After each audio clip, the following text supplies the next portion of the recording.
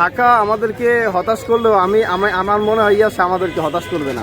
Actually আমি খেলা দেখার মূল উদ্দেশ্যটাই হলো এশিয়া সাগরে দেখা, আর খুব কাছ থেকে দেখতে পাচ্ছি, এই জন্য ভালো লাগছে খুব। আর খেলার শেষটায় এশিয়ার কারণে চট্টগ্রাম আজকে জয়লাভ করছে, চিটাগাং জয়লাভ করছে আর কি। ইয়াসার আসলে আমরা আসলে দুই বন্ধু ইয়াসার খুব ভক্ত আর কি। আর এশিয়ার কারণে আজকে মানে ম্যাচটা দেখা। আসলে ইয়াসার ভক্ত হচ্ছে, ইয়াসার আগে থেকেই ভক্ত। ইয়াসা শুধু যে আজকে যে বাংলাদেশে দেখতেছি বিষয়টা এরকম না, আগে থেকেই ইয়াসাকে আমরা মানে দেখে ইন্ডিয়ান নাগরিক তো জন্মসূত্রে ইন্ডিয়ান নাগরিক। এখন সামনাসামনি পাইলে প্রপোজ করতাম, এখন যদি সামনাসামনি পাওয়ার সুযোগ হচ্ছে না, এই জন্য প্রপোজ করে আর কি।